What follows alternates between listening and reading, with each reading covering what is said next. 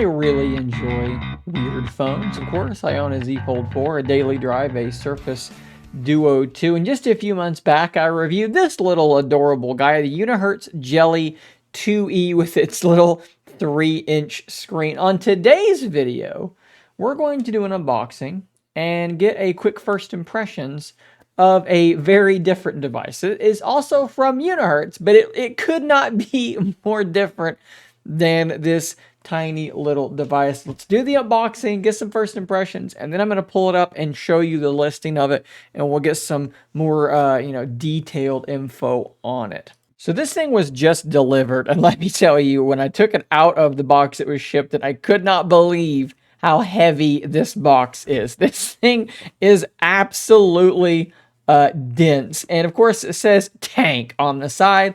And that means this is, of course, the Unihertz Tank. This is a device that I'm actually quite excited to get to unbox and kind of react to, because there's some really interesting things going on here. Let's take a look at this up close and personal. 8 gigs of RAM, 256 storage, and no, that's not a typo. It is a 22,000 milliamp hour battery, 6.81-inch screen. That is freaking huge.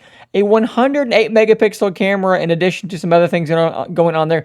20 megapixel night vision. I think it says night version, but maybe they mean night vision. Not really sure what to make of that. What is night version? If you don't know, a normal phone probably has 4,000 or 5,000 milliamp hour battery. This is 22,000 milliamp hours.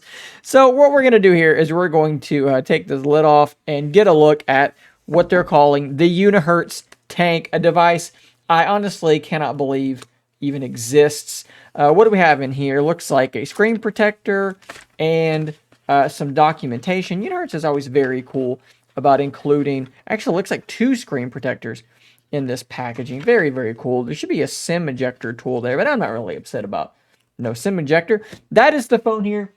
It is very, very large. Here's my Z Fold 4 next to it. This is a really, really big phone.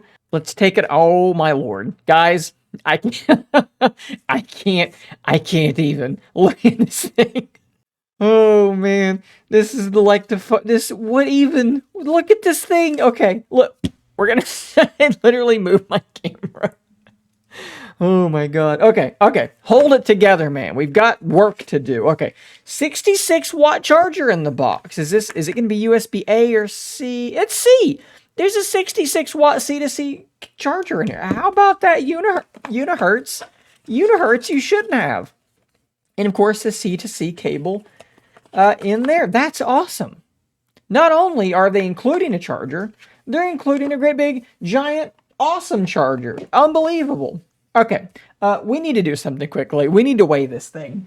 I need to know. I need to know how many grams this thing is, right? Okay, so this is my Fold 4 with a case and a sleek strip.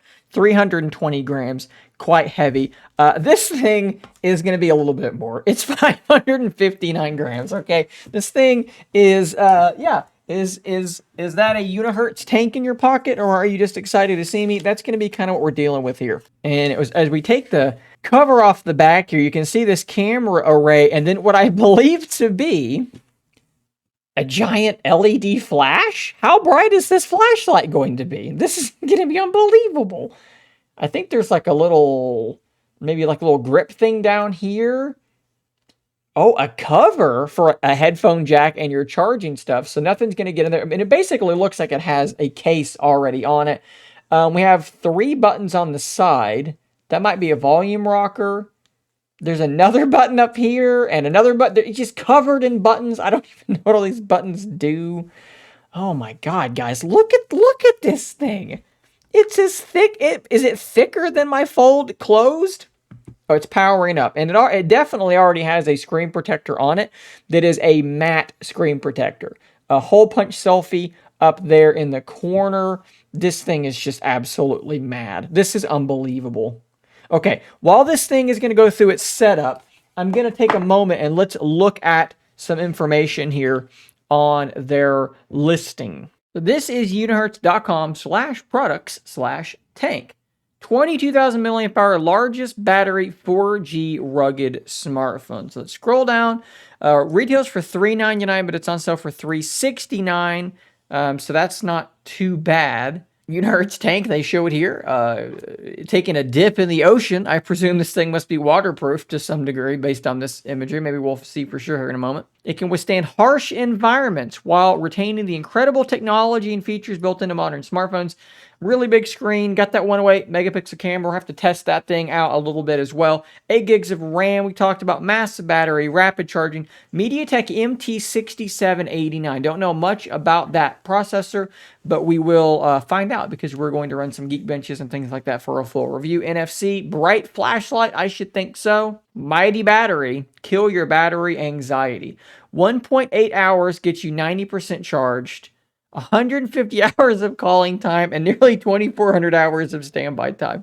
What are these numbers? These don't even make sense. Of course, you can charge your little phone with your big phone. I mean, that makes sense. It's a battery bank. You can use it as a battery bank. So the flashlight has many different functions. I'm sure that it can strobe and so forth, which I will not demo in any way because I'm sensitive to that kind of stuff, and I will wind up giving myself horrible migraines, but I'm going to take their word that it can in fact do that. 20 megapixel night vision camera, and then a 2 megapixel macro camera, wide angle. Okay, there's a lot of stuff going on here with these cameras. Oh, okay, so the wide angle is your primary, then there's a macro and a night vision. Okay, so 3 cameras, fair enough. And I mean, it looks like you can take pictures of some sort of jungle cat in pitch darkness. We're going to have to test that out. Water, dust, and drop resistant, mil standard 810H, IP68 water resistant. And then, of course, they have the Unihertz suite of weird tools like pedometers and bubble levels and all kinds of weird things like that we saw on the Unihertz Jelly 2E. This thing is also on Amazon for $3.99. Okay, so we've set the thing up. Let's take a look now at the software. Okay, so we've got this thing, like I said, ready to rock and roll. This matte screen protector, I gotta tell you, I'm probably gonna have to take off here in just about a second. You can see how good of a job it's doing of blocking reflections. However, actually using the phone is being sort of inhibited by this. It does not feel good at all. We actually have a software update that we will, in fact, make sure that we do before we actually review the thing. But I do want to take a quick look at a couple of things here. So let's first off notice that this is at least Android 12. Let's go into the settings here about, we are running, yes, Android 12. So not too bad, not too old at all. Next, we want to go into an area in their settings called Intelligent Assistant. And there's several things that you can do in here, but the ones I'm going to look at here are the shortcuts. So you can see these 2 shortcut buttons on the side, big one, little one. And the little one can be set to do several different things. I have actually gone in and set mine to do the following. So 1 click, I believe, is going to open up the camera, which we will play with in just a moment. A double click, I think, takes a screenshot, which should have just happened. Yes. And I should be able to press and hold to trigger Google Assistant, which also is working. The one on the back controls this enormous LED flash. So we're going to turn off the screen and see if this works with the screen off. Okay, I'm going to point it straight down, and we're going to hold this button down and see if this thing turns on. It is on, and it is ridiculously bright. Okay, I'm going to do more to test this thing later on as just a flashlight. Like, I'm going to wait till the sun goes down and we'll do this for the review. Fingerprint scanner speed, not too bad, not too bad. We'll do more testing of that enormous flashlight when the timing is right for such a thing. But that's what those things can do. Power and then volume rockers there on the other side. In terms of like pre-installed software, very, very little. It's your typical stuff that you get on Unihertz phones, very, very light. Let's open up YouTube and see what kind of speakers we have here. I think there's one up there. And maybe there's another one? I actually don't know. I do not like the feeling of this screen protector at all. Weird people who are regularly changing what their daily driver or smartphone is. So there definitely are stereo speakers. I don't know where this other speaker is, but it's down here. Is that a speaker?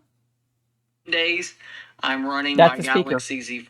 I'm almost positive there's sound coming out of that, and there's sound coming from up here. It's not, okay, let's go into YouTube Music. It's not the best set of speakers that I've ever heard, but it's relatively loud.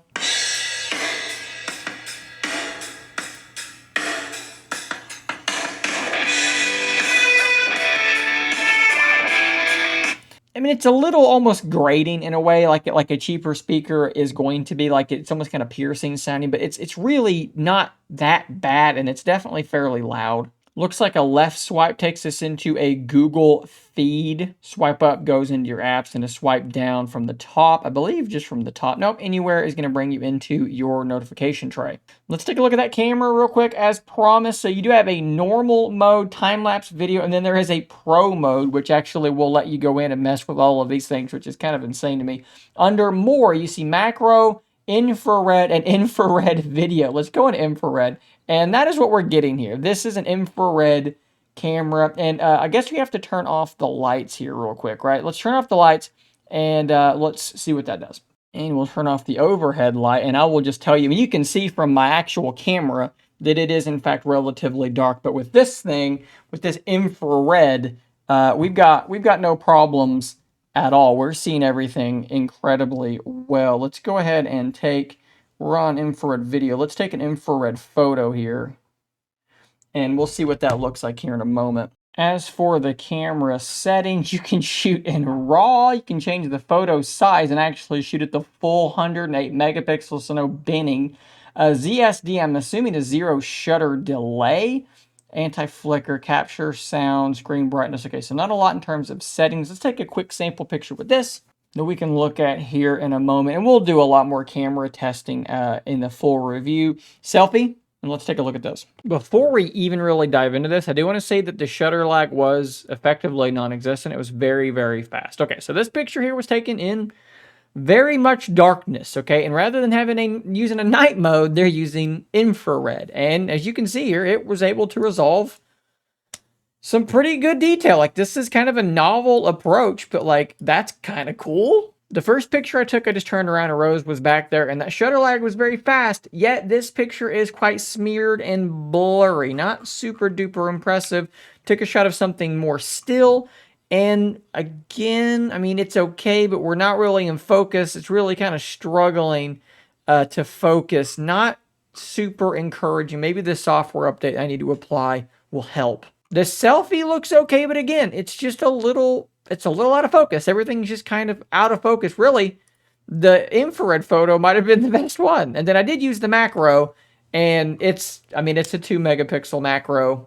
We'll have to test it more in some better lighting, but not super promising. But I don't think the camera is why you're buying this thing, right? You're not going, man, I want the best camera on the market. Let me buy this brick of a phone and use that. I mean, as long as the camera is like passable, I think you'll be okay. More testing does need to happen though. And that testing will come, like I said, in a later video. But as far as this unboxing and first impressions, I think that's all I've got for you. Drop your questions down below. Things you want to see in the review. Things you want to see tested in the review. Please, I'm going to need your help on this one. Guys, hit that subscribe button so you don't miss out on more content like this. Massive shout out to Unihertz for sending this thing over. They actually sent it out like in November, but I got lost in the post, so I had to send another one, and this one just now arrived. So thanks to Unihertz for being cool about all that nonsense and getting this thing out here to me, guys. I'll see you on the next one, and until next time, stay nerdy, my friends.